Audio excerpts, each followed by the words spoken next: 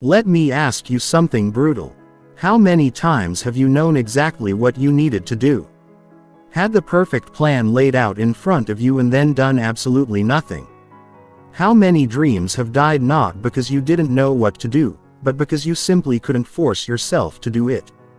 You're not alone. Every single day, millions of people wake up with good intentions, clear goals, and the best of plans, only to find themselves stuck in the same cycle of procrastination, overthinking, and excusing that has held them back for years.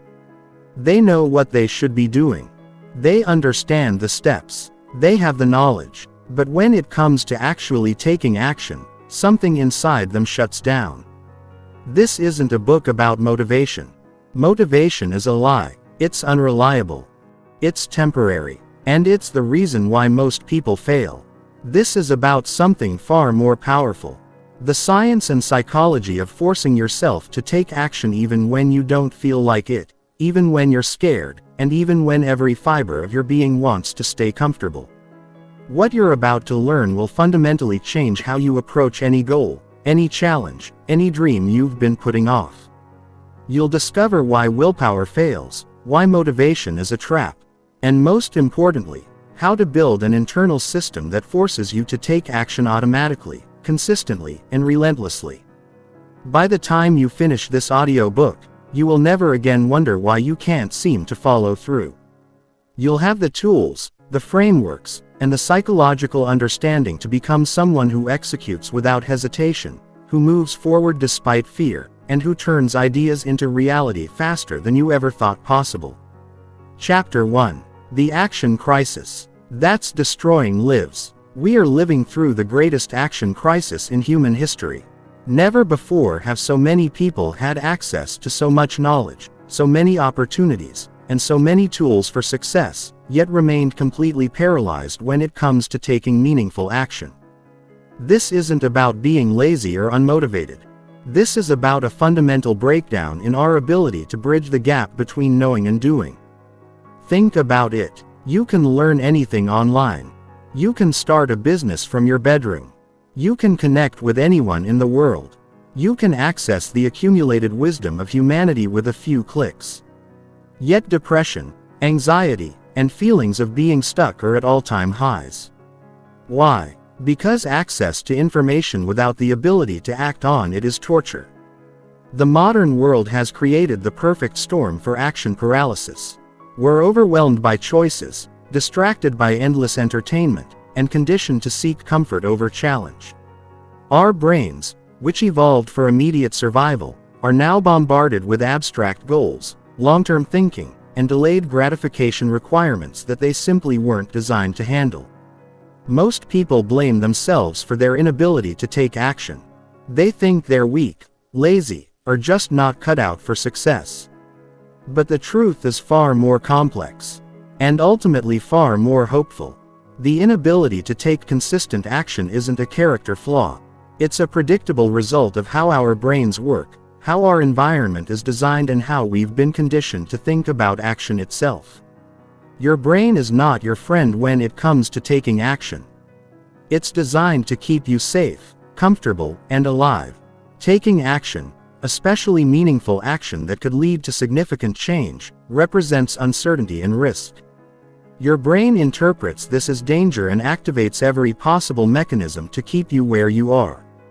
This is why you can know exactly what you need to do and still find yourself scrolling social media instead of working on your goals. The action crisis goes deeper than individual struggles. It's creating a society of people who consume endlessly but create nothing, who plan obsessively but never execute, who dream constantly but never build. This epidemic of inaction is robbing the world of innovations, solutions, and contributions that could change everything. But here's what most people don't understand. Action isn't a personality trait. It's not something you're born with or without. It's a skill that can be developed, a system that can be built, and a habit that can be trained. The people who seem naturally action-oriented aren't gifted with special genetics. They've either stumbled upon or deliberately developed the psychological and practical frameworks that force them to move forward despite resistance. The cost of inaction isn't just missed opportunities.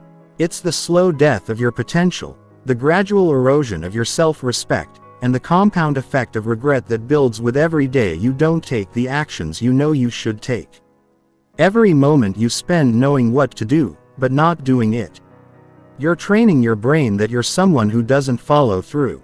You're building an identity of inaction that becomes harder and harder to break. This crisis affects every area of life. Relationships suffer because people know they should have difficult conversations but avoid them. Health deteriorates because people know they should exercise and eat better but don't.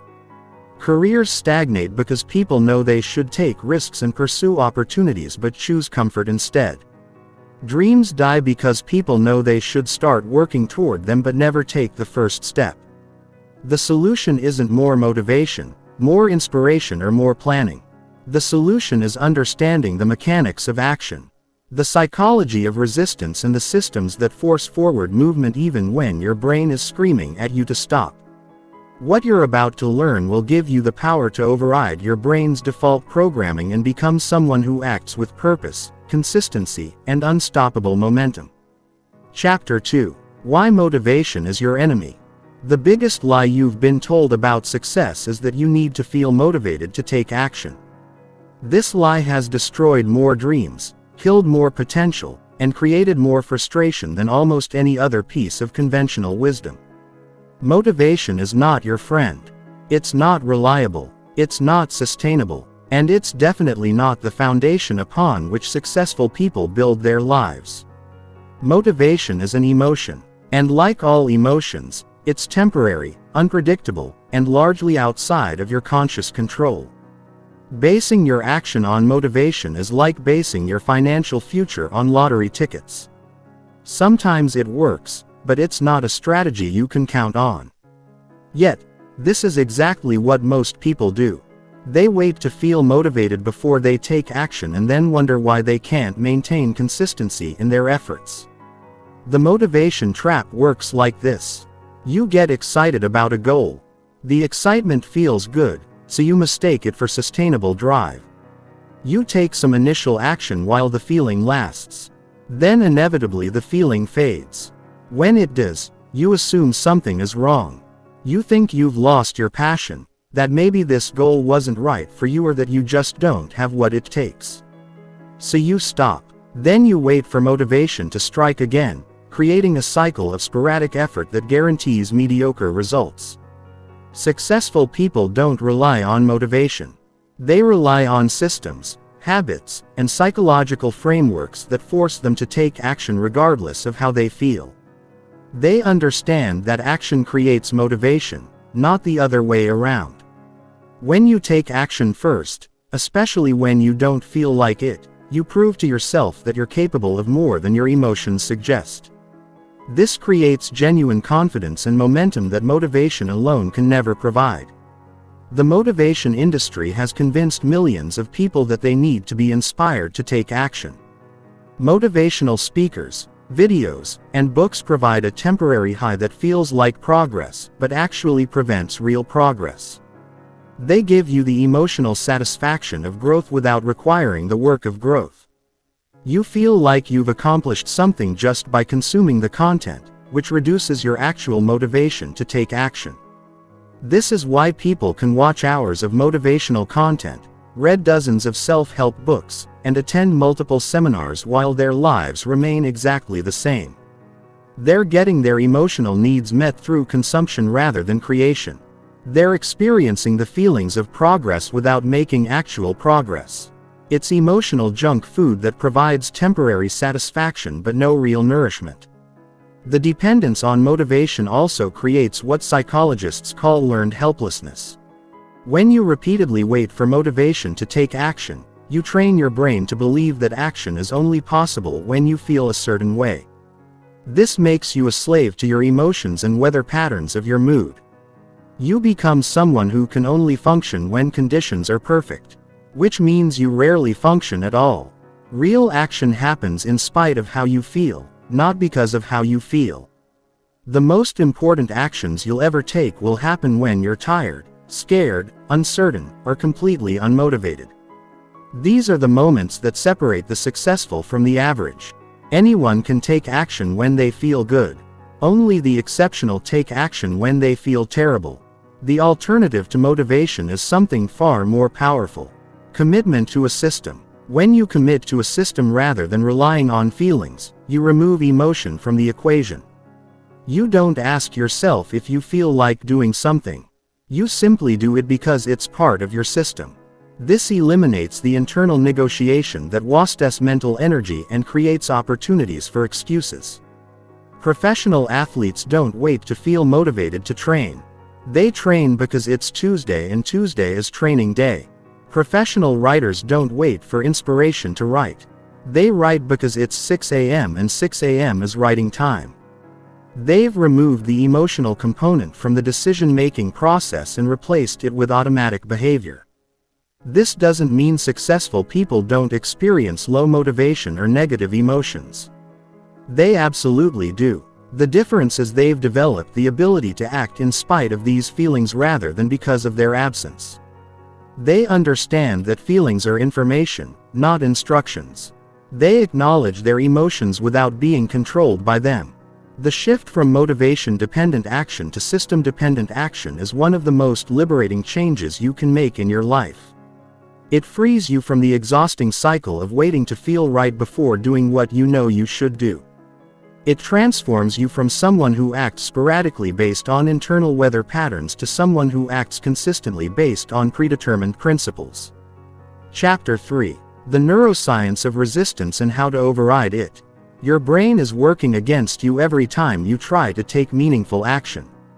And it's doing so for reasons that made perfect sense 50,000 years ago, but are completely counterproductive today. Understanding the neuroscience of resistance is crucial because you can't overcome an enemy you don't understand. What feels like personal weakness or lack of willpower is actually your brain's sophisticated survival system doing exactly what it was designed to do. The human brain evolved in environments where change meant danger and consistency meant survival. For the vast majority of human history, stepping outside of known patterns, trying new things, or taking risks could literally get you killed. Your ancestors who were more cautious, who stuck with the familiar, who avoided uncertainty, were more likely to survive and pass on their genes. This is why your brain treats any significant change or challenge as a potential threat. When you decide to take action toward a meaningful goal, several neural systems activate to stop you. The amygdala, your brain's alarm system, interprets the uncertainty of new action as danger and triggers fight, flight, or freeze responses. This is why you might feel anxiety, fear, or paralysis when facing important tasks. Your brain isn't broken. It's doing exactly what it evolved to do. Keep you alive by keeping you the same. The prefrontal cortex responsible for executive decision-making requires enormous amounts of energy to override these survival instincts. This is why taking action feels so mentally exhausting, especially at first. You're literally fighting millions of years of evolutionary programming every time you choose growth over comfort. Most people give up at this point because they think the resistance means they're doing something wrong. Actually, resistance means you're doing something right. But here's the key insight. These neural pathways can be rewired. Neuroplasticity, the brain's ability to form new connections and patterns, means you can literally train your brain to support action instead of resist it. Every time you take action despite feeling resistant, you weaken the neural pathways that create hesitation and strengthen the pathways that create momentum. This is why action becomes easier with practice. Not because the tasks become simpler, but because your brain becomes rewired for execution. The resistance system operates through several predictable mechanisms. First is the planning fallacy, where your brain overestimates the difficulty and underestimates your capability of completing tasks. This makes everything seem harder than it actually is, creating psychological barriers before you even start. Second is the negativity bias, where your brain gives much more weight to potential negative outcomes than positive ones. This makes risk-taking and change feel irrationally dangerous. Third is the status quo bias, your brain's preference for keeping things exactly as they are. This manifests as procrastination, excusing, and finding reasons why now isn't the right time to take action.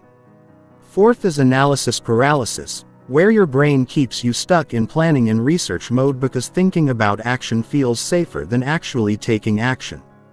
These aren't character flaws. They're predictable neural responses that can be anticipated and countered.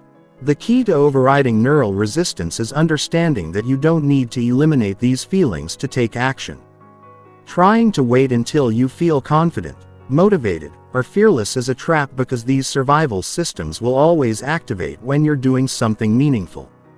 Instead, you need to develop the skill of acting with resistance, not without it. One of the most powerful techniques for overriding resistance is the 2-minute rule. When your brain is resisting a task, commit to doing it for just 2 minutes. This bypasses the amygdala's threat detection because 2 minutes doesn't feel dangerous once you start. Momentum often carries you forward because the act of beginning changes your brain state from resistance to engagement. Your brain realizes the task isn't actually threatening and stops sending alarm signals. Another crucial technique is environmental design. Your brain responds to environmental cues more than conscious decisions. If you want to write, put your laptop and notebook on your desk before you go to sleep. When you wake up and see them, your brain interprets this as normal routine rather than new action. You're using your environment to signal to your brain that this action is familiar and safe. Reducing resistance. The concept of implementation intentions is also powerful for overriding resistance. Instead of making general plans like "I'll exercise more," create specific if-then scenarios. If it's 6 a.m. on a weekday, then I will immediately put on my workout clothes and go to the gym. This creates automatic behavioral responses that bypass the decision-making process where resistance typically occurs. Understanding that resistance is neurological rather than personal also helps you develop the right relationship with discomfort. When you feel the familiar anxiety, fear, or hesitation that comes with meaningful action, you can recognize it as your brain's predictable response rather than evidence that you shouldn't proceed. This reframe transforms resistance from a stop sign into a signal that you're moving in the right direction. The ultimate goal isn't to eliminate neural resistance, but to build tolerance for it and develop systems that work despite it. Professional athletes feel nervous before big games. Successful entrepreneurs feel fear before making important decisions. Great artists feel doubt before creating. The difference is they've learned to act while experiencing these feelings rather than waiting for them to disappear. Chapter 4. The Psychology of Identity and How It Controls Your Actions. The most powerful force controlling your behavior isn't your goals, your plans, or even your habits. It's your identity. The story you tell yourself about who you are shapes every action you take or don't take. If your identity doesn't align with your goals, you will sabotage yourself every single time. No matter how motivated you feel or how good your system is, understanding and reshaping your identity is the foundation of becoming someone who takes consistent action. Your identity operates like an internal operating system, running in the background of your consciousness and filtering every decision through the question, is this something a person like me would do? If the answer is no, your brain will generate resistance, excuses, and obstacles to prevent you from acting in ways that contradict your self-concept. This is why people can know exactly what they should do and still find themselves unable to do it consistently. Most people have identities built around limitation rather than capability. They see themselves as someone who struggles with discipline, someone who isn't good at follow-through, someone who starts things but doesn't finish them. These identity statements become self-fulfilling prophecies because your brain works tirelessly to maintain consistency between your actions and your self-concept. If you believe you're someone who procrastinates, you'll find ways to procrastinate even when it would be easier to just do the work. The identity trap is particularly dangerous because it operates unconsciously. You don't wake up each morning and consciously decide to act in accordance with your identity. It happens automatically. Your brain scans potential actions and either approves or rejects them based on whether they match your internal story. This is why changing behavior without changing identity is so difficult and why most behavioral changes don't stick. Consider two people trying to quit smoking. Person A says, "I'm trying to quit smoking." Person B says, "I'm not a smoker." When offered a cigarette, person A has to use willpower to resist because smoking is still part of their identity. Person B doesn't need willpower because accepting the cigarette would contradict their fundamental self-concept. The action that requires enormous effort for person A requires no effort for person B because their identities are different. This principle applies to every area of action and achievement. If you see yourself as someone who isn't disciplined, creating disciplined habits will feel forced and unsustainable. If you see yourself as someone who doesn't follow through, completing projects will feel unnatural and difficult.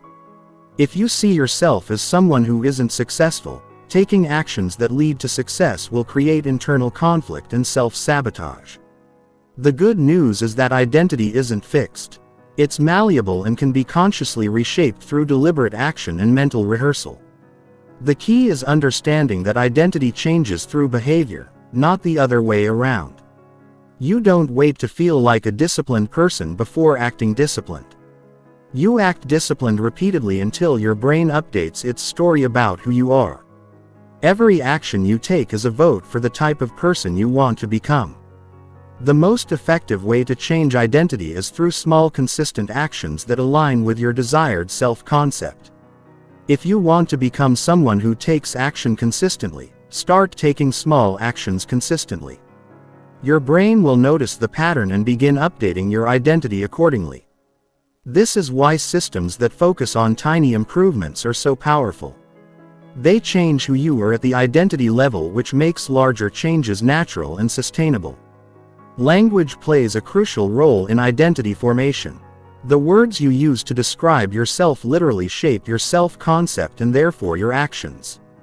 Saying "I am someone who exercises every day" creates different neural patterns than saying "I am trying to exercise more." The first statement assumes capability and consistency. The second implies struggle and uncertainty. Your brain responds to these linguistic cues and adjusts your behavior accordingly. Visualization and mental rehearsal can also accelerate identity change. When you repeatedly imagine yourself taking action, completing goals, and embodying the characteristics you want to develop, your brain begins to treat these imagined experiences as real memories. This creates familiarity with your future self and reduces the resistance that comes with acting in new ways. The concept of identity stacking is particularly powerful for action takers. Instead of trying to completely remake yourself overnight, you add new identity components to your existing self-concept. If you see yourself as a caring parent, you can add caring parents take care of their health to include exercise in your identity. If you see yourself as a professional, you can add professionals continuously develop their skills to include learning and growth. Social identity also plays a massive role in determining actions. Humans are tribal creatures and we unconsciously adjust our behavior to match the group we identify with. If you spend time with people who consistently take action, your brain will treat action taking as normal social behavior. If you spend time with people who make excuses and avoid challenges, excuse making becomes your default mode. This is why changing your environment and social circle can be more powerful than trying to change your mindset. Your brain is constantly calibrating what's normal based on what it observes in your environment. If everyone around you procrastinates and settles for mediocrity, these behaviors will feel normal and acceptable. If everyone around you takes action and pursues excellence, these behaviors become your new baseline. The ultimate goal is developing what psychologists call an action-oriented identity. This means seeing yourself as someone who moves forward despite uncertainty, who takes initiative rather than waiting for permission, who solves problems rather than avoiding them. When this becomes your core identity, taking action stops being something you have to force yourself to do. It becomes something you naturally do because it's who you are. Chapter 5. The Architecture of Action. Building systems that force forward movement. Taking action isn't about summoning willpower or waiting for the right moment. It's about building systems that make action inevitable. The most successful people in any field don't rely on motivation or discipline alone.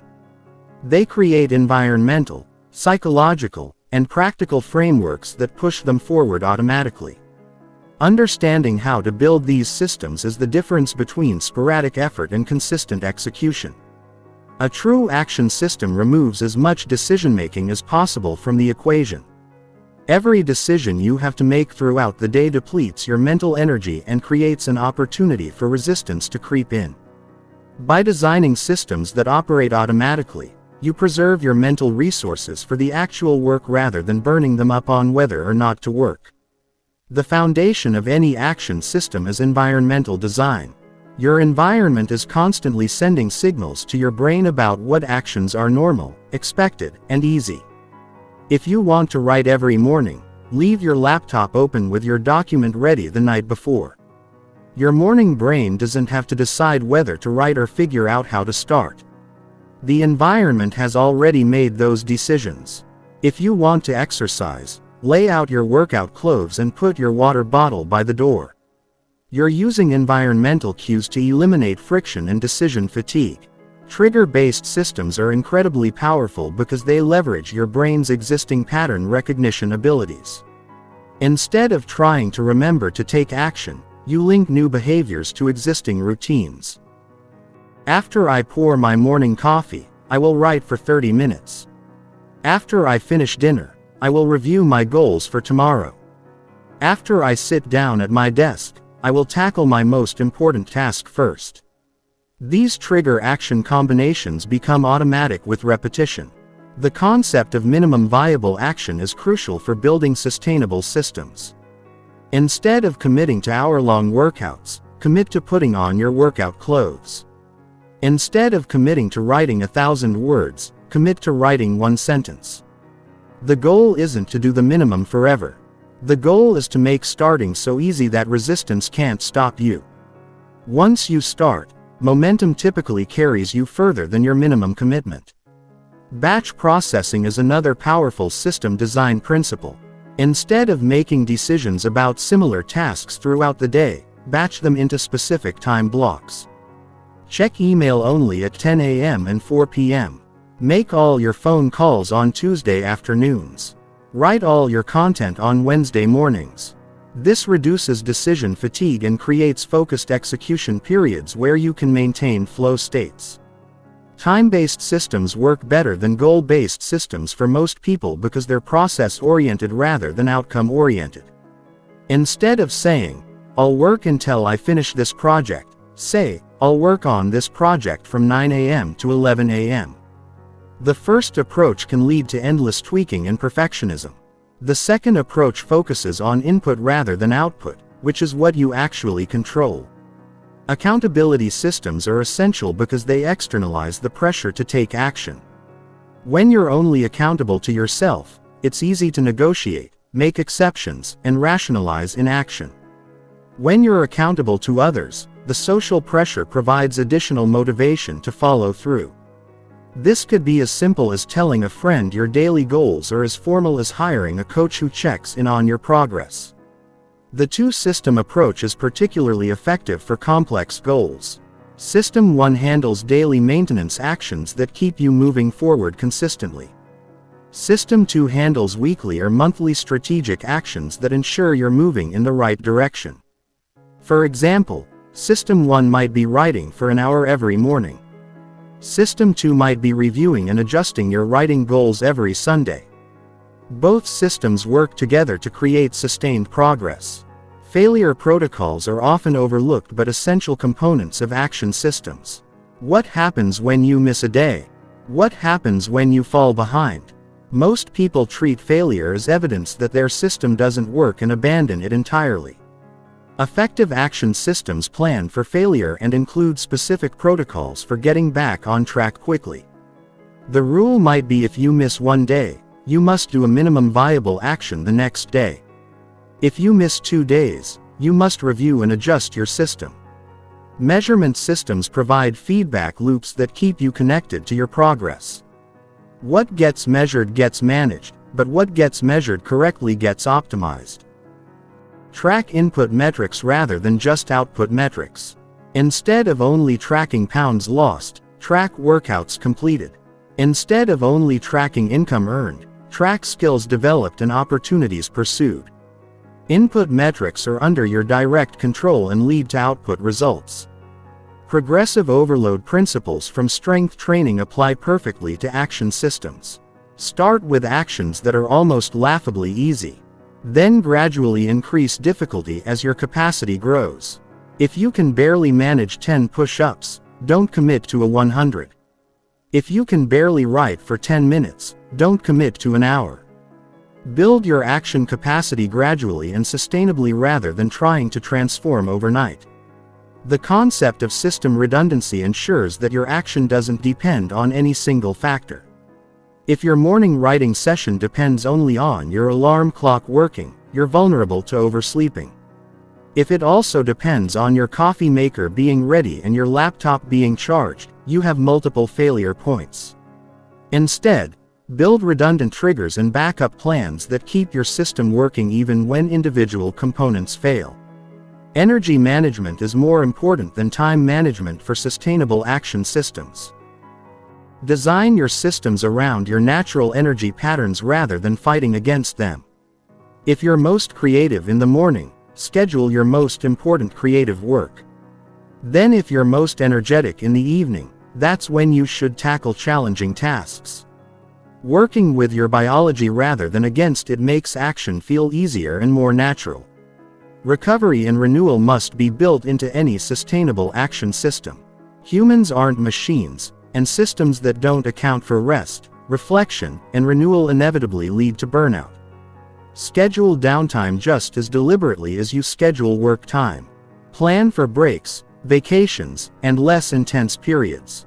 A system that pushes you to exhaustion isn't sustainable and will ultimately produce less action than a system that maintains your capacity over time. Chapter 6. The Procrastination Murder Weapon. Destroying the Root of Inaction. Procrastination isn't laziness. It isn't poor time management. It isn't lack of motivation. Procrastination is fear disguised as delay.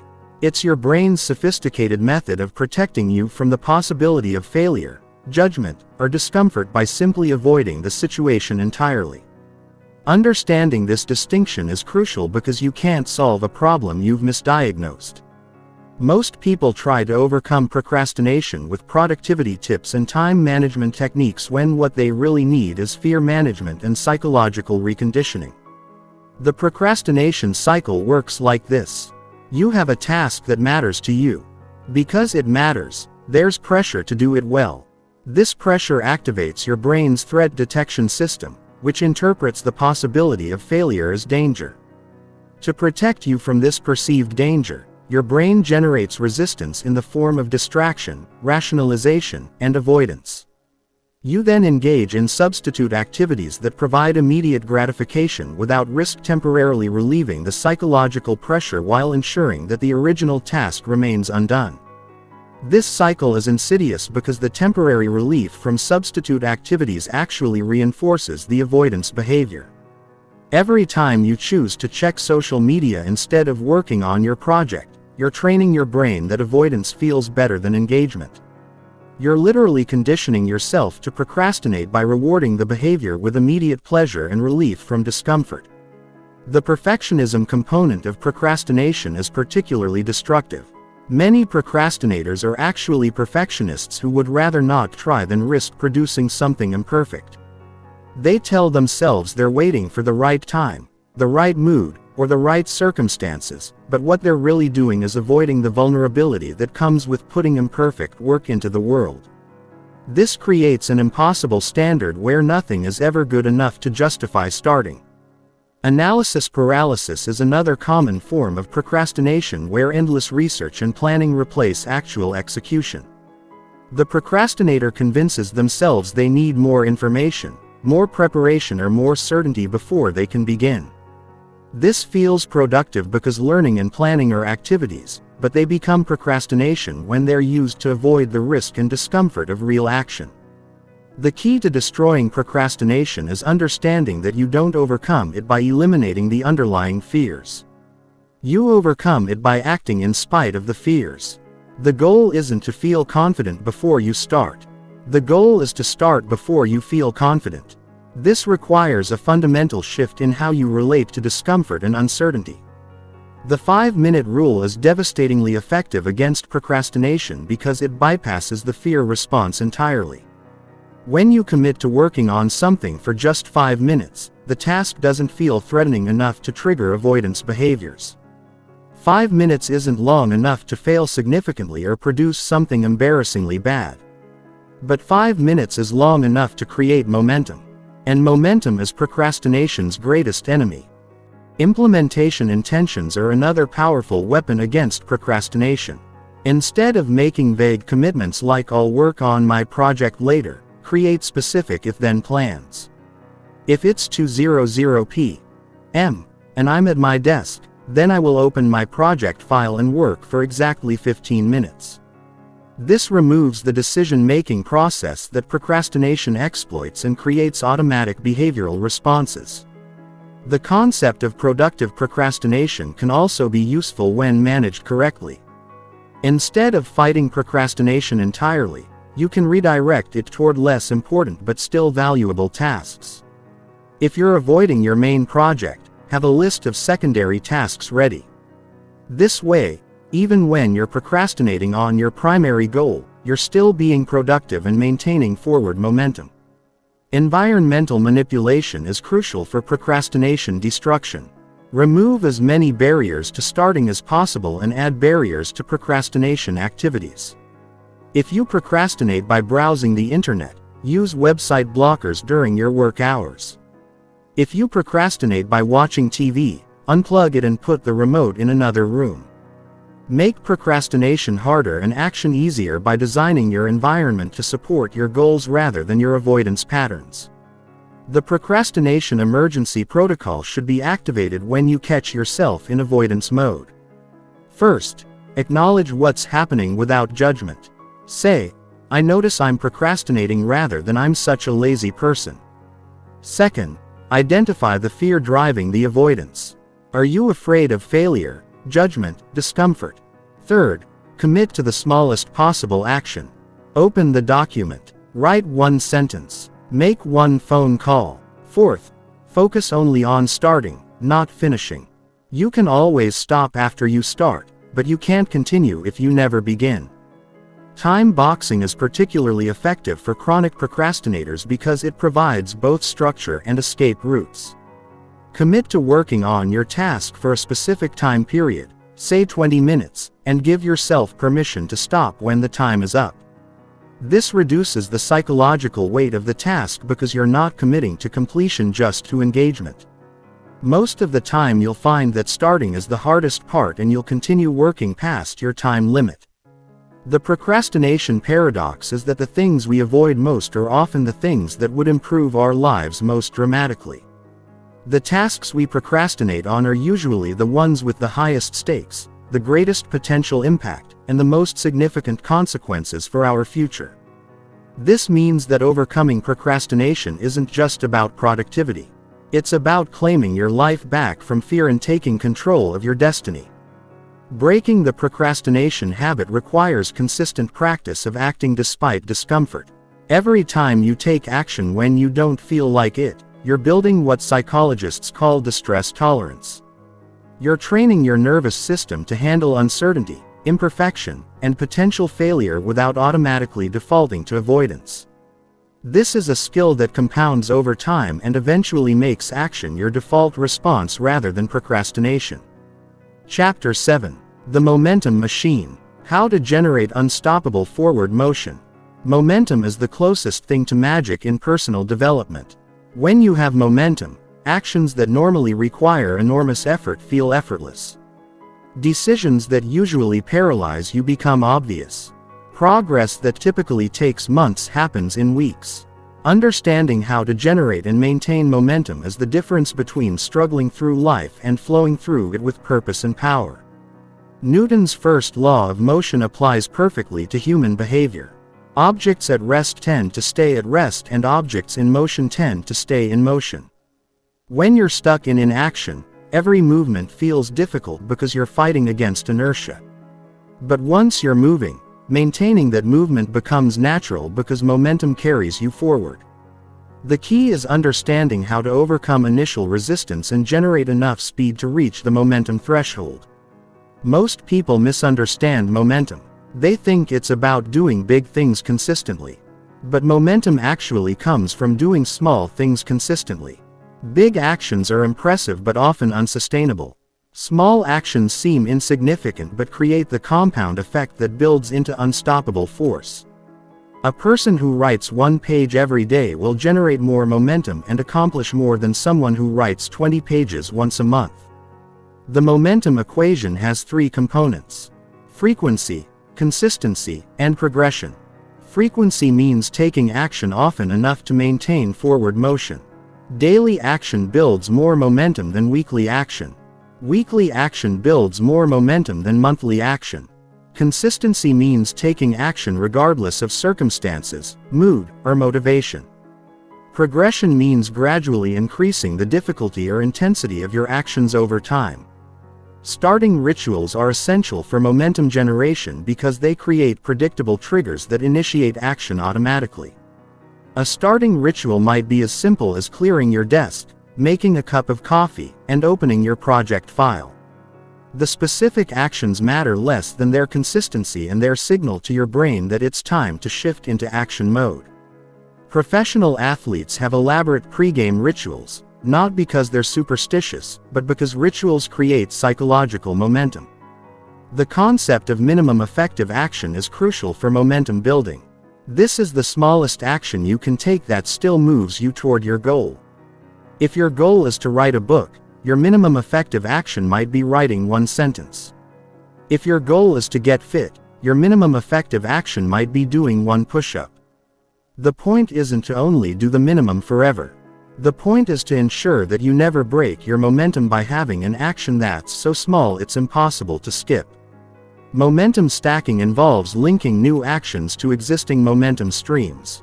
If you already have a strong morning routine, you can add new behaviors to that routine rather than trying to create entirely new momentum patterns. If you already exercise consistently, you can add meditation to your post-workout routine. This leverages existing behavioral momentum to power new habits without starting from zero. The momentum destroyer that kills most people's progress is perfectionism. Perfectionists often stop taking action the moment they produce something imperfect or make a mistake. This breaks momentum and forces them to start over repeatedly. The alternative is adopting a progression mindset where imperfect action is valued over perfect inaction. Forward movement with course corrections beats standing still with perfect form. Celebration and acknowledgement are often overlooked components of momentum generation. Every time you take action, especially when you don't feel like it, you should acknowledge that achievement. This doesn't mean throwing a party for writing 1 sentence, but it does mean consciously recognizing that you followed through on your commitment. This recognition reinforces the neural pathways associated with action taking and makes future action more likely. The momentum measurement system should focus on consistency streaks rather than just outcomes. Track how many days in a row you've taken action, not just what you've accomplished. A streak of 100 days of writing 1 page is more valuable than writing 50 pages once because the first scenario builds momentum while the second doesn't. Streaks create psychological investment that makes breaking the pattern feel costly. Environmental momentum involves setting up your space to support continued action. This means removing barriers to your next action and adding barriers to momentum-breaking activities. If you're building writing momentum, leave your laptop open with your document ready. If you're building exercise momentum, lay out your workout clothes the night before. Your environment should pull you toward action rather than requiring willpower to overcome friction. Energy management is critical for momentum sustainability. Many people build initial momentum through sheer force and then burn out when their energy runs low. Sustainable momentum requires matching your energy expenditure to your energy capacity and building in recovery periods. This means scheduling your most important actions during your peak energy hours and protecting your energy from non-essential activities. The momentum transfer principle allows you to use success in one area to fuel action in another. When you're feeling confident and capable because you just completed a challenging workout, that's the perfect time to make a difficult phone call or tackle a project you've been avoiding. Momentum is emotional as much as it is practical. And positive emotions from one accomplishment can power action in completely different areas. Social momentum leverages the power of environment and community to maintain forward motion. When you surround yourself with people who are also taking action toward meaningful goals, their momentum becomes contagious. You stop seeing action as unusual or difficult and start seeing it as normal behavior. This social proof makes maintaining your own momentum feel natural rather than forced. The compound momentum effect is what separates extraordinary achievers from everyone else. Small daily actions create momentum. Momentum makes larger actions possible. Larger actions create bigger results. Bigger results create more confidence. More confidence enables even larger actions. This creates an upward spiral where your capacity for action grows exponentially rather than linearly. Breaking momentum is easier than building it, which is why momentum protection is so important. Identify the activities, people, and circumstances that tend to break your momentum patterns and develop strategies for managing them. This might mean saying no to certain commitments, avoiding specific environments during crucial momentum-building periods, or having backup plans for when your normal routine gets disrupted. Chapter 8. The Consistency Code. Systems for Relentless Daily Execution. Consistency is the compound interest of personal development. Small actions performed daily create exponential results over time. While sporadic large efforts produce linear results at best, the difference between people who achieve extraordinary things and those who don't isn't talent, intelligence, or even motivation. It's the ability to show up and take action day after day. Regardless of circumstances, feelings, or external pressures, most people fail at consistency because they misunderstand what it requires. They think consistency means being perfect, never missing a day, and maintaining the same intensity forever.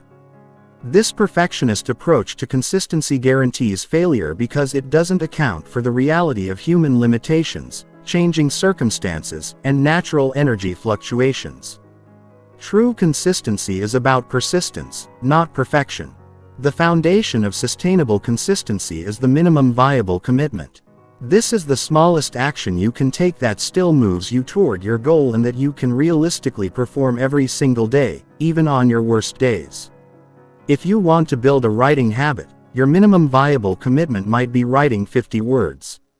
If you want to build an exercise habit, it might be doing 5 push-ups. The key is making your minimum so small that skipping it feels ridiculous. The consistency paradox is that by committing to less, you often achieve more. When you remove the pressure to perform at high levels every day, you eliminate the main reason people break consistency streaks. Most of the time you'll exceed your minimum commitment because starting is the hardest part.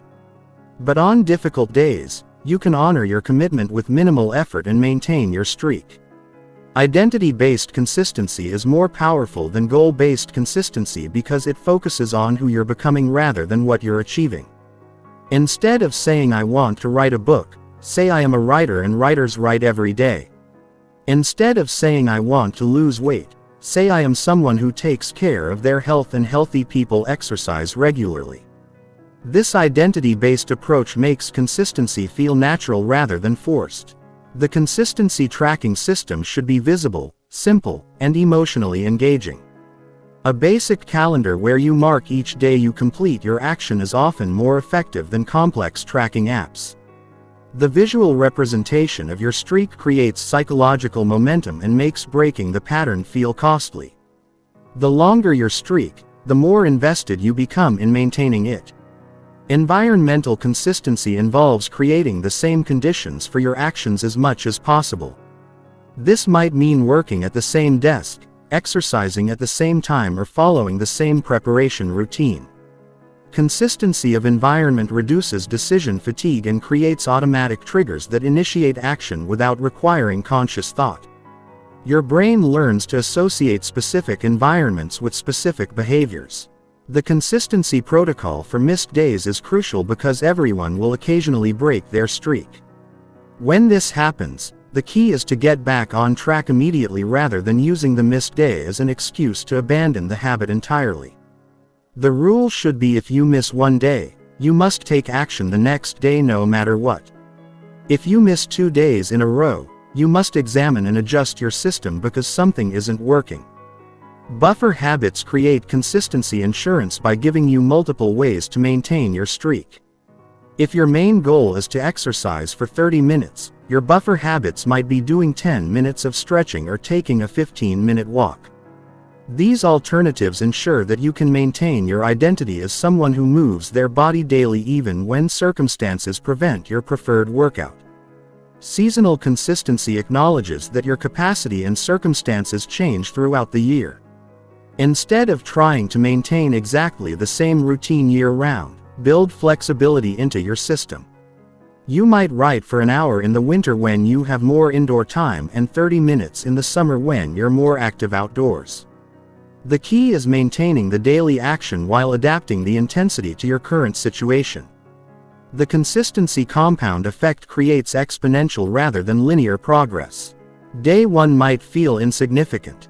Day 30 starts to feel meaningful. Day 100 creates noticeable results. Day 365 transforms your life. This compounding is why consistency is so powerful and why most people quit before experiencing its true benefits. They judge the system based on short-term results rather than trusting the long-term process. Social consistency leverages accountability and community to maintain your daily actions. This might involve finding an accountability partner who checks in on your progress, joining a group of people working towards similar goals, or simply announcing your commitment publicly. The key is creating external pressure that makes consistency feel inevitable rather than optional. The consistency energy management system ensures that you're not depleting yourself through unsustainable effort. This involves scheduling your most important consistency habits during your peak energy hours, building in recovery periods, and matching your commitments to your actual capacity rather than your ideal capacity. Burnout is the enemy of consistency, and preventing it requires honest assessment of your limits. Microconsistency focuses on maintaining your habits during challenging periods by reducing them to their absolute essence during vacation, illness, or particularly busy periods. You might maintain your writing habit by writing 1 sentence, your exercise habit by doing 1 push-up, or your learning habit by reading 1 page. This keeps the neural pathways active and prevents you from having to rebuild momentum from scratch. The consistency celebration system acknowledges milestones and maintains motivation for long-term commitment. Celebrate your 7-day streak, your 30-day streak, your 100-day streak. These celebrations don't have to be elaborate, but they should acknowledge the psychological achievement of sustained action. Recognition reinforces the behavior and makes continuing feel rewarding rather than burdensome. Advanced consistency involves gradually increasing the difficulty or scope of your daily actions as they become automatic. Once writing 50 words daily becomes effortless, you might increase to 100 words. Once 5 push-ups become easy, you might add basic exercises. This progressive approach ensures that your consistency leads to continuous growth rather than maintenance of the status quo. The ultimate goal of consistency training is developing what psychologists call automaticity. This is when actions become so habitual that they require no conscious decision or willpower. You brush your teeth without thinking about it because it's automatic. The same can happen with any behavior you practice consistently enough. Once your important actions become automatic, consistency becomes effortless and your capacity for achievement expands dramatically. Chapter 9. The Obstacle Obliteration Protocol. Destroying everything that stops you. Every meaningful goal you pursue will face obstacles. These obstacles aren't bugs in the system. They're features. They exist to test your commitment, strengthen your capabilities, and separate those who truly want something from those who only think they want it. The difference between people who achieve their goals and those who don't isn't the absence of obstacles. It's their response to obstacles when they inevitably appear. Most people treat obstacles as evidence that they should quit. They encounter resistance, setbacks, or challenges and interpret these as signs that they're on the wrong path or that success isn't meant for them. This victim mindset transforms every obstacle into a permanent barrier. The alternative is developing an obstacle obliteration mindset where challenges become puzzles to solve rather than reasons to stop. The obstacle anticipation system involves identifying potential barriers before they appear and developing response strategies in advance. If you're starting a business, anticipate cash flow problems and have financing options ready. If you're trying to lose weight, anticipate social pressure and have response scripts prepared. If you're building new habits, anticipate motivation dips and have minimum viable actions defined. Preparation eliminates the shock and paralysis that obstacles often create.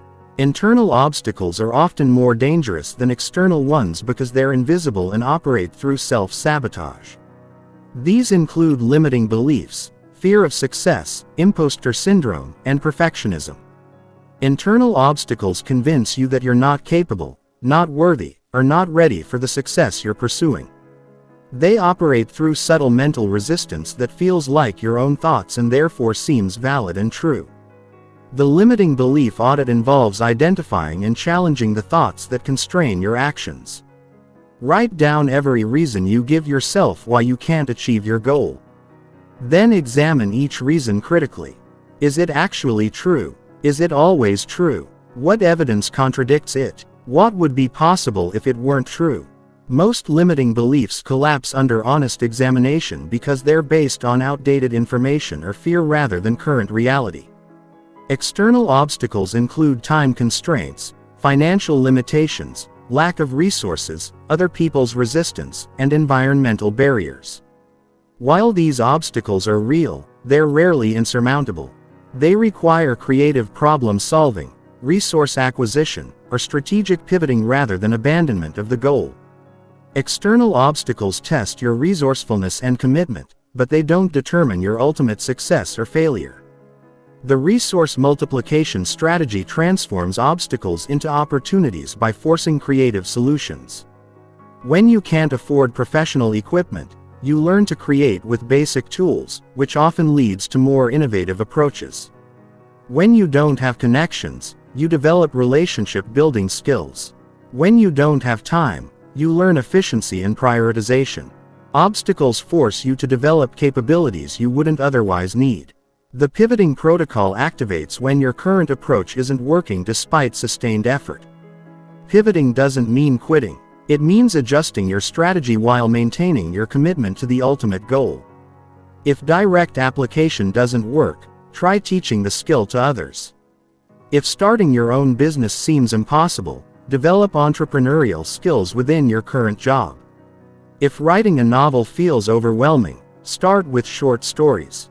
The support system activation involves leveraging other people to help you overcome obstacles you can't handle alone. This might mean hiring experts, finding mentors, joining communities, or simply asking friends for help.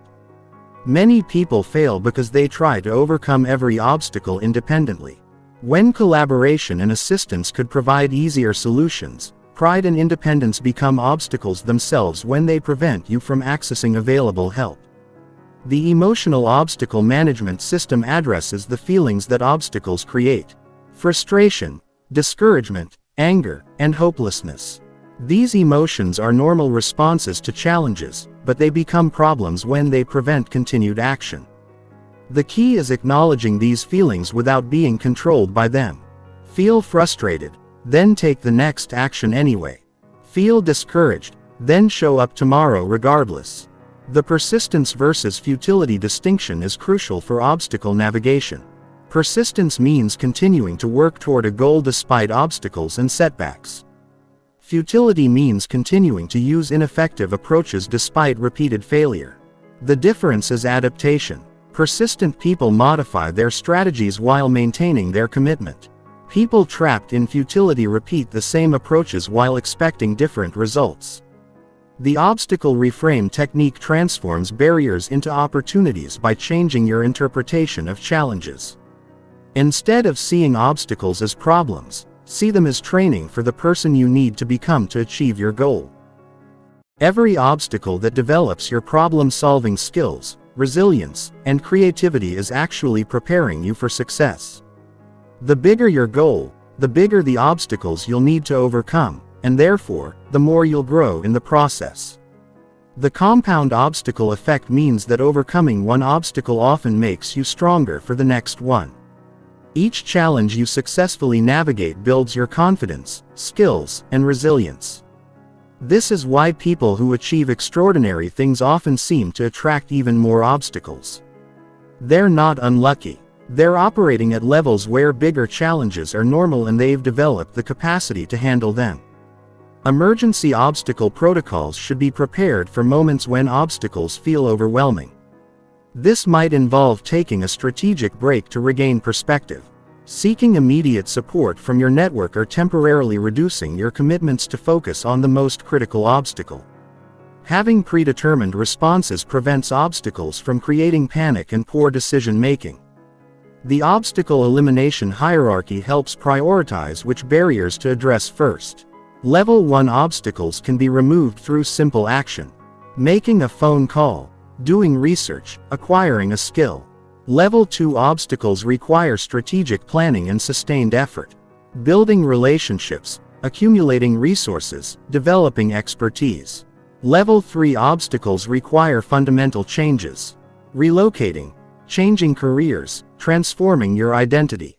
Start with level 1 obstacles to build momentum before tackling higher level challenges. The ultimate obstacle is often yourself, your fears, your past conditioning, your comfort zone, and your resistance to growth. External obstacles are temporary and situation. Specific internal obstacles follow you wherever you go and affect everything you try to achieve. This is why personal development is the most important investment you can make. Every improvement in your mindset, skills, and emotional capacity multiplies your ability to overcome any obstacle you encounter. Chapter 10. The Acceleration Phase. From steady progress to exponential results. There comes a moment in every journey toward meaningful achievement when steady progress transforms into exponential acceleration. This isn't luck or coincidence. It's the predictable result of accumulated momentum, developed skills, and strategic positioning. Reaching a critical mass that creates breakthrough results. Understanding how to recognize and leverage these acceleration phases is what separates good achievers from exceptional ones. Most people never experience true acceleration because they quit during the steady progress phase.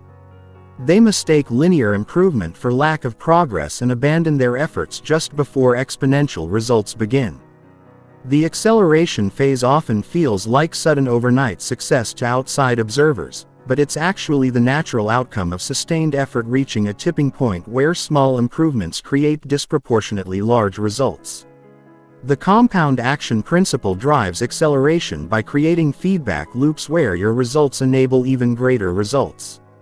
When you're building a business, early customers provide revenue that allows better marketing that attracts more customers. When you're developing skills, basic competence enables advanced learning that accelerates mastery.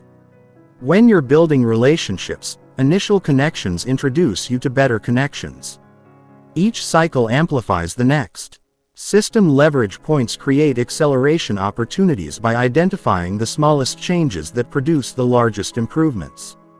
In business, this might mean optimizing your highest converting marketing channel rather than trying to improve everything simultaneously.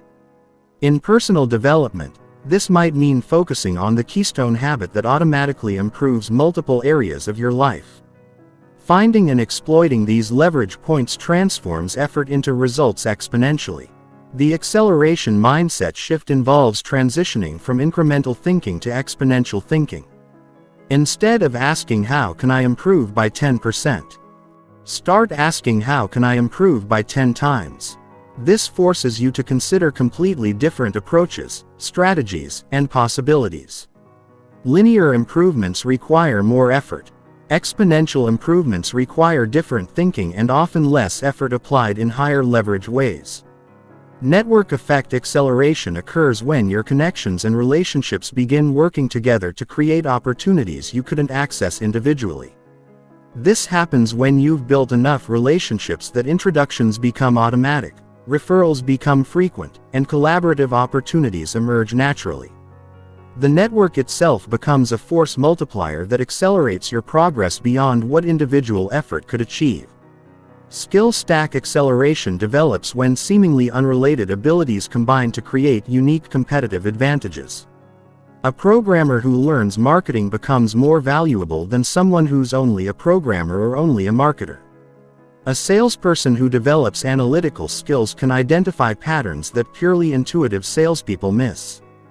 The combination of skills often creates capabilities that are more valuable than the sum of their parts.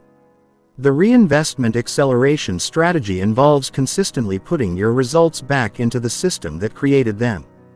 If you're building wealth, reinvest profits rather than spending them on lifestyle inflation. If you're developing skills, use your new capabilities to access better learning opportunities. If you're growing a platform, use your increased influence to create even more valuable content. Reinvestment creates compound growth that accelerates over time. Technology and automation acceleration happens when you leverage tools and systems to multiply your individual efforts. This might mean using software to automate routine tasks, hiring team members to handle operations while you focus on growth, or building systems that work without your direct involvement. The goal is transitioning from trading time for results to building assets that generate results continuously. The momentum threshold represents the point where your consistent actions have created enough force that progress becomes self-sustaining. Before this threshold, every action requires conscious effort and discipline. After this threshold, not taking action feels unnatural because momentum pulls you forward automatically. Reaching this threshold is what transforms temporary behavior changes into permanent lifestyle shifts.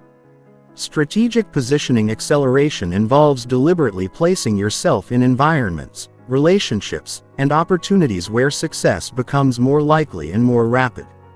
This might mean moving to a city with better career opportunities, joining organizations where you can meet influential people, or choosing projects that build valuable skills even if they don't pay well initially. Position influences outcomes more than most people realize. The acceleration paradox is that the actions required to reach acceleration often seem unreasonable during the steady progress phase. Writing every day for 6 months without seeing significant results feels excessive until your skills reach the level where opportunities start appearing. Building relationships for years without immediate returns feels wasteful until your network begins creating exponential opportunities. Acceleration requires faith in the process during periods when the process feels ineffective.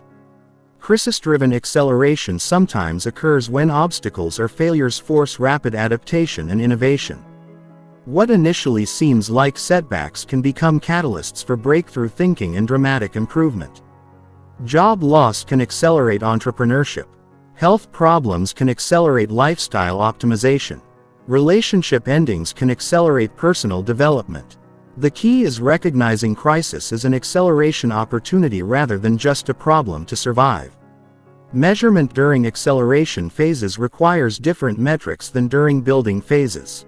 During building, you measure inputs, actions taken, time invested, skills developed. During acceleration, you measure leverage, results per unit of effort, exponential growth rates, and compound effects. The same metrics that motivated you during steady progress might actually limit your thinking during acceleration phases. The sustainability challenge during acceleration involves maintaining the systems and habits that created your breakthrough while scaling to new levels. Success often creates new pressures, opportunities, and distractions that can derail the very behaviors that generated the success. The temptation is to abandon proven systems for more exciting opportunities. But sustainable acceleration requires maintaining your foundation while building upon it. Planning for multiple acceleration phases involves recognizing that breakthrough moments will occur repeatedly throughout your journey, each requiring different strategies and capabilities. Your first acceleration might be driven by skill development. Your second might be driven by network effects. Your third might be driven by strategic positioning. Preparing for these different types of acceleration helps you recognize and leverage them when they occur. The ultimate acceleration comes from developing the ability to create acceleration in any field or endeavor. This meta skill involves pattern recognition, strategic thinking, and execution capability that transfers across domains. Once you've successfully navigated acceleration phases in one area, you can apply the same principles to accelerate progress in any area of your life. This transforms you from someone who occasionally achieves goals into someone who systematically creates extraordinary results. Chapter 11. The Psychology of Pressure. Using stress and deadlines as action accelerators. Most people view pressure as the enemy of performance, something to be avoided or minimized whenever possible. This is a fundamental misunderstanding that keeps them operating at a fraction of their potential. Pressure isn't the opposite of peak performance when properly managed and strategically applied. Pressure is the catalyst that transforms ordinary capabilities into extraordinary results. The difference between pressure that paralyzes and pressure that accelerates is understanding how to create the right type of pressure in the right amounts at the right times. The human nervous system is designed to perform at higher levels under pressure. This is the physiological foundation of what athletes call being in the zone and what psychologists call flow states. When your brain perceives appropriate challenge and time constraints, it automatically optimizes your attention, increases your focus, and enhances your decision-making speed. The key word is appropriate. Too little pressure creates complacency. Too much pressure creates overwhelm. The sweet spot creates peak performance. Eustress versus distress is the crucial distinction for using pressure effectively. Eustress is positive stress that enhances performance, creativity, and motivation. It's the feeling you get when facing an exciting challenge with adequate resources and capabilities. Distress is negative stress that impairs performance, clouds judgment, and depletes energy. It's the feeling you get when facing overwhelming demands without adequate support or skills. Learning to create eustress while avoiding distress is essential for pressure-based acceleration. Self-imposed deadlines are one of the most powerful tools for creating productive pressure when external deadlines don't exist. The key is making these deadlines feel real and consequential rather than arbitrary. This might involve public commitments, financial stakes, or accountability partnerships that create genuine consequences for missing your targets. A deadline without consequences is just a suggestion, and your brain will treat it accordingly. The urgency creation protocol involves artificially shortening timelines to force rapid decision-making and action. If you normally give yourself a week to complete a project, commit to finishing it in 3 days. If you usually spend a month planning, give yourself 1 week. This compressed timeline eliminates perfectionism, reduces overthinking, and forces you to focus on what actually matters versus what feels thorough or complete. Productive pressure requires matching the intensity of pressure to the complexity of the task. Simple tasks benefit from high pressure and tight deadlines because there's little risk of overwhelm. Complex tasks require moderate pressure with longer deadlines because excessive urgency can impair the careful thinking that complex work requires. Learning to calibrate pressure levels prevents both underperformance from insufficient urgency and poor quality from excessive rushing. The pressure gradient system involves gradually increasing pressure over time rather than applying maximum pressure immediately. Start with comfortable deadlines and progressively shorten them as your capacity and confidence grow. This builds your tolerance for pressure while avoiding the shock that can create resistance and avoidance. Like physical training, pressure tolerance improves through progressive overload rather than sudden maximal effort. Social pressure amplification leverages human psychology's responsiveness to others' expectations and observations. When you announce your deadlines publicly, commit to delivering work to others, or place your reputation on the line, you activate powerful social motivation systems that private commitments can't match. The fear of public failure and the desire for social approval become forces that pull you toward action. Even when internal motivation is low, financial pressure can be strategically created through pre-commitment devices that make inaction costly. This might involve paying for courses or coaching in advance, placing money in escrow that you forfeit if you don't meet deadlines, or making financial commitments that require you to generate income through action when inaction has a clear financial cost. Your brain treats action as necessary rather than optional. The pressure release valve is essential for preventing pressure from becoming overwhelming and counterproductive. This involves building in specific times and methods for reducing pressure when it becomes excessive. This might mean scheduling breaks, having backup plans that reduce stakes, or creating ways to extend deadlines if circumstances change dramatically. Knowing you can reduce pressure makes accepting initial pressure feel safer.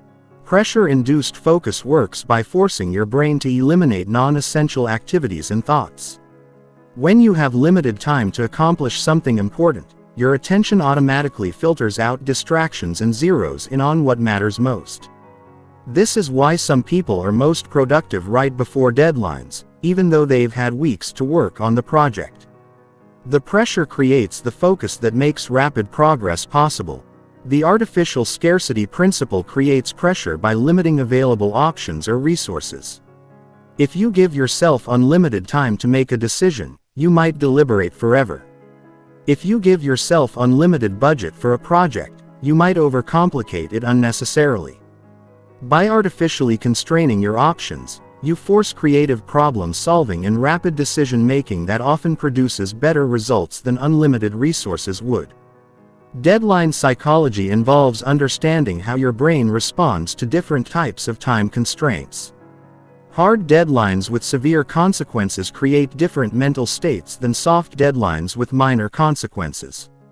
External deadlines imposed by others feel different from self-imposed deadlines. Understanding these psychological differences allows you to design deadline structures that create optimal pressure for your specific situation and personality. The pressure conditioning process involves gradually building your tolerance for higher levels of urgency and challenge. Start with low-stakes situations where pressure can't cause significant damage. Then progressively move to higher-stakes environments as your capacity grows. Athletes who perform well under pressure have typically conditioned themselves through thousands of practice situations that simulated game day pressure. Pressure timing is crucial because the same amount of pressure applied at different moments can have dramatically different effects. Pressure applied too early in a project can cause premature rushing and poor quality. Pressure applied too late might not leave enough time for quality work. The optimal timing usually involves moderate early pressure to prevent procrastination followed by increased pressure as deadlines approach to maintain urgency. Recovery from pressure periods is essential for maintaining long-term performance and preventing burnout. High-pressure periods should be followed by intentional recovery periods where pressure is reduced and energy is restored. This cyclical approach allows you to leverage precious benefits while avoiding its costs. Sprint recover. Sprint recover creates sustainable high performance over time. The pressure mastery mindset involves viewing challenging deadlines and high-stakes situations as opportunities to develop capabilities rather than threats to avoid. When you reframe pressure as training for the person you're becoming rather than judgment of who you currently are, it becomes a tool for growth rather than a source of anxiety. This mindset shift transforms pressure from an external force you endure into an internal resource you leverage. Chapter 12. The Social Force Multiplier. Leveraging others to guarantee your success. Humans are social creatures, and this fundamental aspect of our psychology can be either your greatest asset or your biggest obstacle when it comes to taking action. Most people underestimate the power of social forces in determining their behavior and therefore miss opportunities to leverage these forces for guaranteed success. Understanding how to strategically use social dynamics, accountability, and peer influence can transform you from someone who struggles with consistency into someone who can't help but succeed. The accountability paradox reveals why relying solely on self-discipline is a losing strategy for most people. When you're only accountable to yourself, it's easy to rationalize, make exceptions, and negotiate with your commitments. Your brain becomes both the prosecutor and the defense attorney. And the defense attorney usually wins. When you're accountable to others, you activate powerful social motivations that override personal resistance and create external pressure that feels more compelling than internal pressure. Strategic accountability involves choosing the right people and structures to support your goals rather than randomly asking friends to check in on your progress.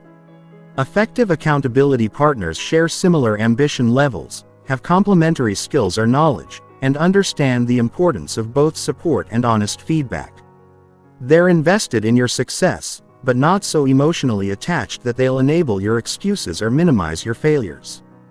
The commitment escalation ladder involves progressively increasing the stakes and public nature of your commitments to create increasingly powerful social pressure. Level 1 might be telling a close friend about your goal. Level 2 might be announcing it to your social media network. Level 3 might be joining a public challenge or competition. Level 4 might be teaching or coaching others in the area you're developing.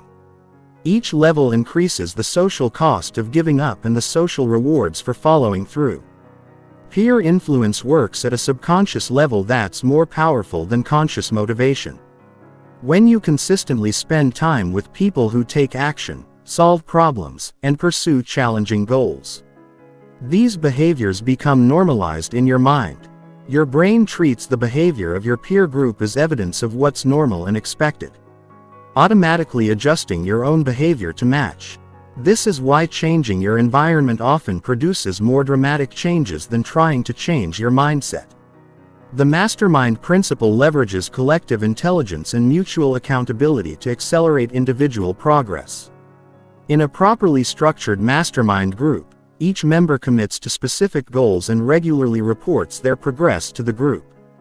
The combination of diverse perspectives, shared resources, and mutual support creates results that exceed what any individual could achieve alone.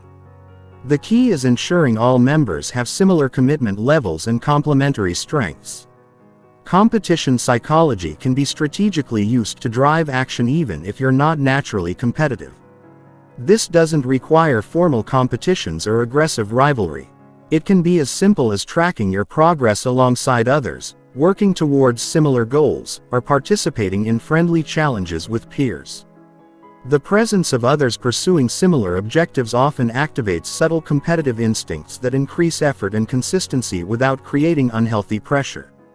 The social proof acceleration effect occurs when your actions inspire others to take similar actions, creating a positive feedback loop that reinforces your own behavior. When you consistently take action toward your goals, you become a model for others, which strengthens your identity as an action taker and makes consistency feel more natural. Being someone others look to for inspiration creates additional motivation to maintain your standards.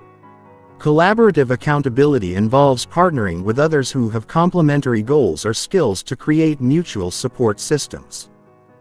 This might mean partnering with someone who wants to build a business while you want to develop marketing skills, or connecting with someone who wants to improve their health while you want to develop coaching abilities. You help them achieve their goals while they help you achieve yours, creating shared investment in mutual success. The public commitment amplification strategy uses the power of reputation and social observation to create pressure that's stronger than private willpower. When you make your goals and progress public, you activate powerful psychological forces, including the desire to be seen as consistent, reliable, and capable. The fear of public failure and the attraction of public recognition become forces that pull you toward action even when internal motivation is low. Social environment design involves deliberately crafting your social surroundings to support the actions you want to take. This might mean joining groups of people who share your goals, finding mentors who've achieved what you want to achieve, or distancing yourself from people whose attitudes and behaviors undermine your progress. Your social environment is constantly influencing your behavior. So, designing it intentionally is crucial for consistent action. The teaching effect creates powerful motivation to learn and apply new concepts because you know you'll need to explain them to others. When you commit to teaching something you're learning, whether formally or informally, you activate different mental processes that enhance understanding and retention. You also create social pressure to actually master the material rather than just consuming it passively. Virtual accountability has become increasingly powerful in the digital age, allowing you to connect with like-minded people regardless of geographic location. Online communities, virtual coaching relationships, and digital accountability apps can provide the social pressure and support that many people lack in their immediate environment. The key is choosing virtual accountability that feels as real and consequential as face-to-face relationships. The reciprocity principle can be leveraged to create sustainable accountability relationships where both parties benefit from the exchange. When you help someone else achieve their goals, they feel obligated to help you achieve yours. This creates self-reinforcing cycles of mutual support that don't depend on charity or one-sided generosity. The best accountability relationships feel like valuable exchanges rather than burdens. Social identity alignment involves connecting your goals to your social roles and relationships in ways that make action feel necessary rather than optional. If you identify as a good parent, you might frame your health goals in terms of being a positive role model for your children. If you identify as a leader, you might frame your professional development in terms of better serving your team. When your goals align with your social identity, achieving them feels socially necessary. Group challenges and cohort-based programs create structured social environments specifically designed to drive action through peer support and collective momentum. Whether it's a writing challenge, fitness program, or business development cohort, these programs combine multiple social forces: accountability, competition, support, and shared experience. Participating in well-designed group challenges often produces more progress in weeks than months of individual effort. The social force multiplication effect occurs when multiple social influences work together to create irresistible momentum toward your goals. When you have accountability partners checking your progress, a peer group normalizing ambitious behavior, public commitments creating reputation pressure, and collaborative relationships providing mutual support, the combined force becomes powerful enough to override any internal resistance. This integrated approach transforms action from something you have to force into something that feels inevitable. Chapter 13. The Environment Design Revolution: Creating Conditions that Force Success. Your environment is silently shaping every action you take and every action you avoid. Most people dramatically underestimate the power of environmental factors in determining behavior. Instead, believing that success comes primarily from internal motivation and willpower. This is a critical mistake that dooms them to constant struggle against forces they can't see and don't understand. When you learn to design environments that automatically push you toward your goals, success becomes inevitable rather than dependent on daily motivation. The environment-behavior connection operates below the level of conscious awareness, influencing your decisions through subtle cues that your brain processes automatically. The location of your phone determines how often you check it. The arrangement of your kitchen determines what you eat. The setup of your workspace determines how productively you work. These aren't character issues or willpower problems. They're environmental design problems with environmental design solutions. Physical environment optimization involves arranging your space to make desired actions easier and undesired actions harder. If you want to exercise more, place your workout equipment in a visible, accessible location and put obstacles between yourself and sedentary activities. If you want to read more, place books throughout your living space and make accessing entertainment slightly more difficult. Small environmental changes often produce dramatic behavioral changes because they work with your brain's natural tendency to take the path of least resistance. The friction principle states that you'll naturally gravitate toward whatever requires the least effort in your current environment. This means success depends on designing your environment. so that productive actions require less effort than unproductive ones. Remove friction from desired behaviors by eliminating barriers, reducing steps, and making tools easily accessible. Add friction to undesired behaviors by creating barriers, adding steps, and making distracting tools less accessible. Digital environment design has become crucial in the modern world because your digital environment influences your behavior as much as your physical environment. The apps on your phone's home screen determine what you do when you pick up your device. The websites bookmarked in your browser determine where your attention goes when you're online. The notifications you allow determine what interrupts your focus. Designing your digital environment with the same intentionality as your physical environment is essential for maintaining productive behavior patterns. Temporal environment design involves structuring your time to automatically trigger desired actions. This includes creating morning and evening routines that set up successful days, scheduling specific times for important activities, and building buffers around crucial tasks to prevent interruption. Your schedule is part of your environment, and designing it intentionally ensures that important actions happen automatically rather than depending on motivation or memory. The cue-based environment leverages your brain's associative learning patterns to create automatic behavioral triggers. When you consistently perform specific actions in specific locations at specific times, your brain forms powerful associations that automatically initiate the behavior when you encounter the environmental cues. A specific chair might become your writing chair. A specific room might become your exercise space. A specific time might become your learning hour. Social environment curation involves deliberately choosing who you spend time with and how you spend time together. Surround yourself with people whose behavior you want to emulate and whose standards challenge you to improve. Minimize time with people whose attitudes and actions pull you toward mediocrity or negativity. Your social environment is constantly teaching your brain what's normal, acceptable, and expected.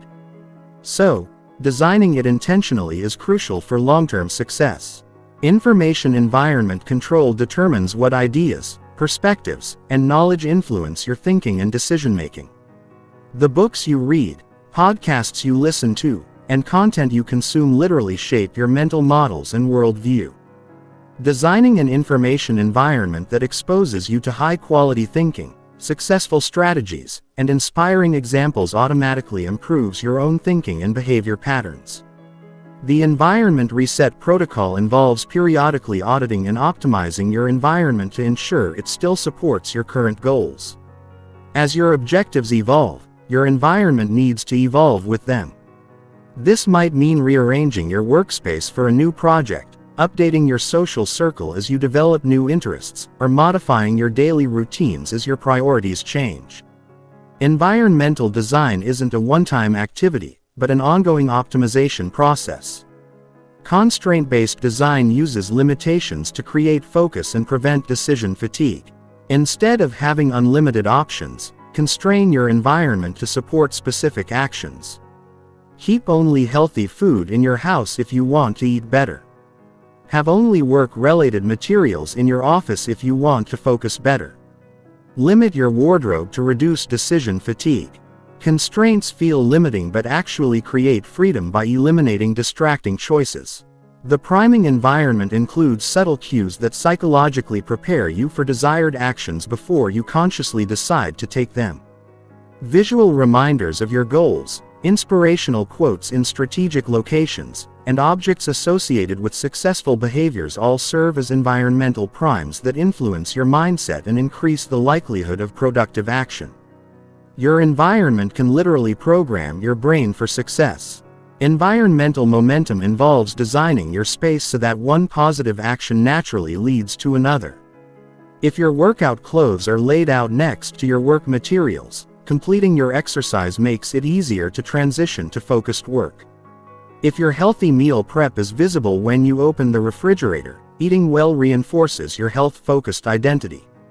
Creating these environmental chains multiplies the impact of individual actions.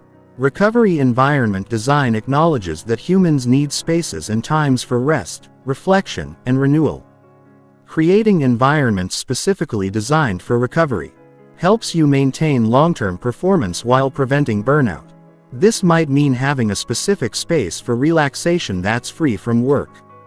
Materials are creating evening routines that help you transition from productivity mode to recovery mode. The compound environment effect occurs when multiple environmental factors work together to create irresistible momentum toward your goals. When your physical space supports productive action, your digital environment eliminates distractions. Your social environment normalizes excellence. Your information environment expands your thinking, and your temporal environment creates automatic triggers. The combined effect makes success feel inevitable. This integrated approach transforms your entire life into a system that's designed for achievement. Chapter 14. The Resilience Factory. Building unbreakable mental toughness for sustained action. The difference between people who take action occasionally and those who take action relentlessly isn't talent, intelligence, or even motivation. It's resilience. The ability to continue taking meaningful action despite setbacks, failures, criticism, and internal resistance is what separates temporary achievers from permanent winners.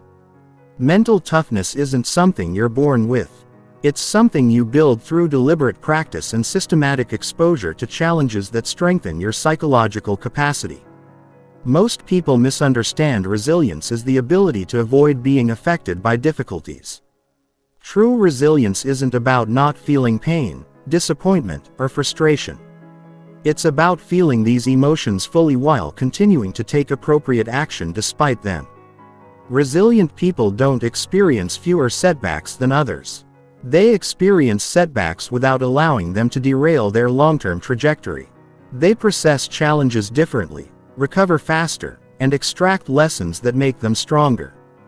The anti-fragility principle goes beyond resilience to describe systems that actually get stronger under stress. While resilient systems can withstand shock and return to their original state, anti-fragile systems improve because of shock and emerge in a better state than before. You can develop antifragility by intentionally exposing yourself to controllable stresses that build your capacity while avoiding uncontrollable stresses that could cause permanent damage. Cognitive resilience involves developing thought patterns that maintain perspective during difficult periods and support continued action despite obstacles. This includes reframing setbacks as information rather than failures, viewing challenges as training rather than punishment, and maintaining long-term perspective when short-term results are disappointing. Your interpretation of events determines their impact on your behavior more than the events themselves. The stress inoculation protocol involves gradually exposing yourself to increasing levels of challenge in controlled circumstances to build your tolerance for stress and uncertainty.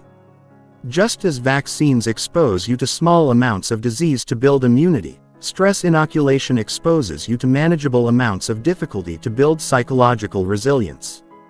This might mean taking on progressively more challenging projects, seeking feedback that pushes you out of your comfort zone, or placing yourself in situations that require rapid adaptation. Emotional regulation skills are fundamental to sustained action because unmanaged emotions can derail even the best plans and systems. This doesn't mean suppressing emotions or pretending they don't exist. It means developing the ability to acknowledge emotions without being controlled by them, to process feelings without being paralyzed by them, and to maintain behavioral consistency. Despite emotional volatility, the failure reframe system transforms setbacks from action stoppers into action accelerators by changing how you interpret and respond to unsuccessful attempts. Instead of viewing failure as evidence that you should quit, view it as data about what doesn't work and information about what to try next. This reframe maintains momentum during difficult periods and prevents single failures from becoming permanent defeats.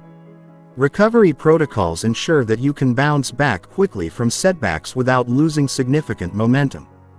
This includes having predetermined responses to common types of failures, maintaining perspective about temporary defeats in the context of long-term goals, and developing systems for analyzing what went wrong without dwelling on past mistakes.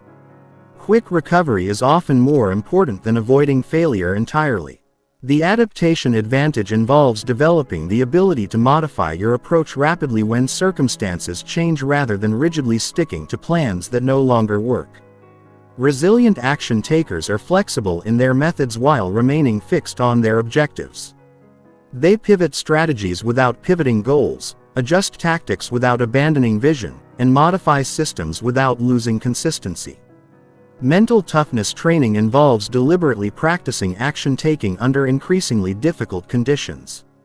This might mean working when you're tired, making decisions when you're uncertain, or pursuing goals when external support is lacking. Like physical muscles, mental toughness grows stronger through progressive resistance training where you gradually increase the psychological weight you can handle.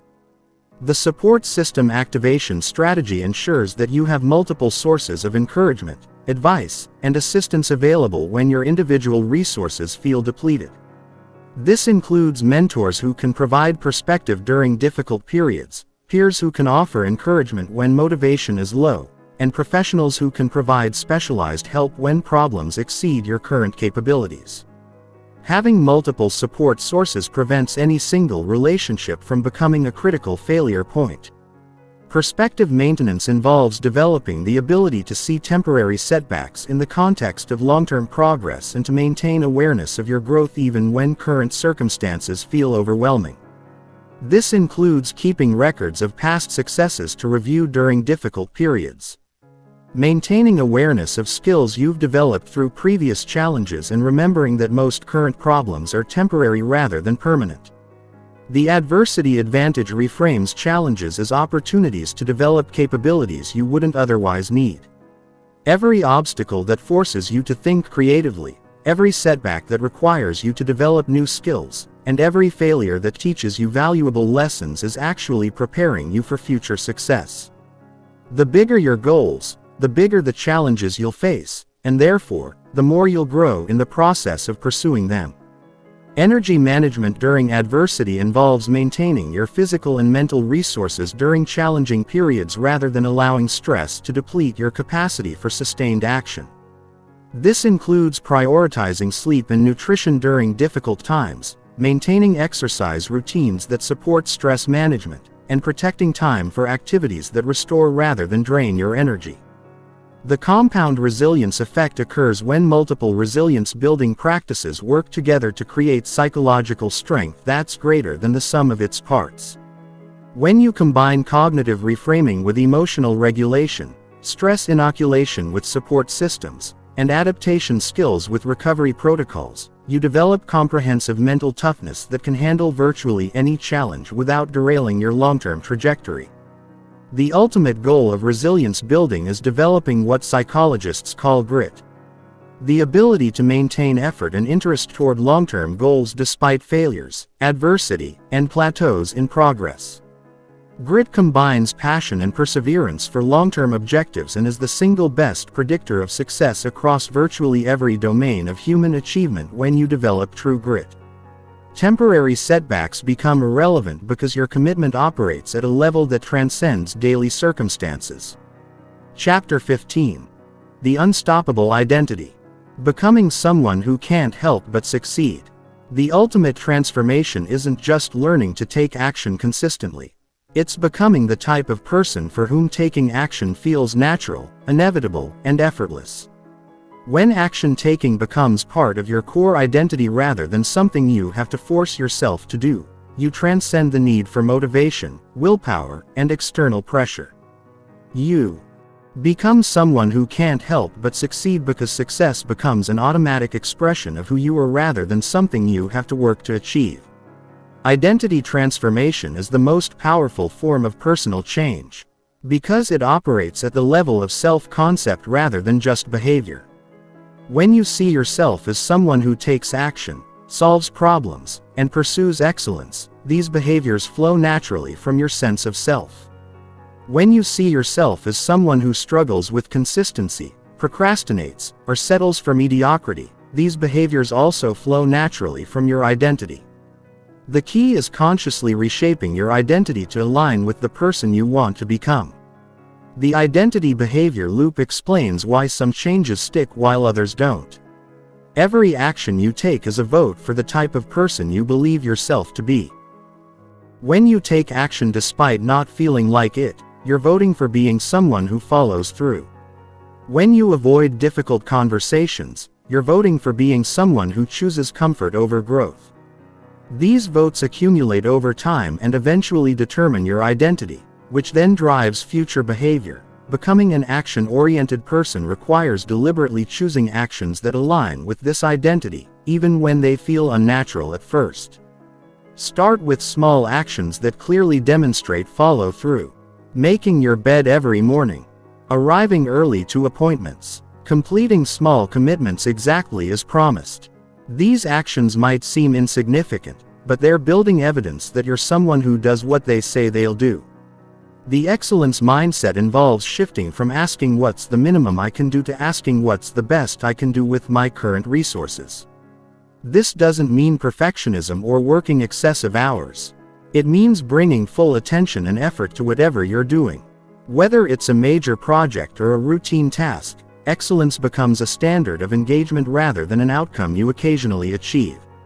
Values-based action ensures that your behavior flows from your deepest beliefs and principles rather than external expectations or temporary emotions. When you identify your core values and align your actions with them, taking action feels meaningful rather than forced. If you value growth, learning new skills becomes natural. If you value contribution, helping others becomes automatic. If you value integrity, keeping commitments becomes non-negotiable. The compound identity effect occurs when multiple identity components reinforce each other to create unstoppable momentum. When you see yourself as someone who is disciplined, committed, growth-oriented, solution-focused, and action-oriented. These identity components work together to create behaviors that support all of these characteristics simultaneously. You don't have to remember to act disciplined because disciplined action flows from your identity. Professional identity adoption involves studying and modeling the mindsets, behaviors, and standards of people who've achieved what you want to achieve. How do successful entrepreneurs think about risk? How do elite athletes approach training? How do accomplished writers handle rejection? By adopting professional standards before achieving professional results, you accelerate your development and begin operating at higher levels immediately. The mastery orientation involves focusing on becoming excellent at the process of achievement rather than just achieving specific outcomes. When you develop mastery-level skills in goal setting, system design, obstacle navigation, and consistent execution, you become someone who can succeed in virtually any domain because you've mastered the fundamental processes that create success in any field. Internal scorecard development means learning to measure your success based on your own standards and values, rather than external validation or comparison to others.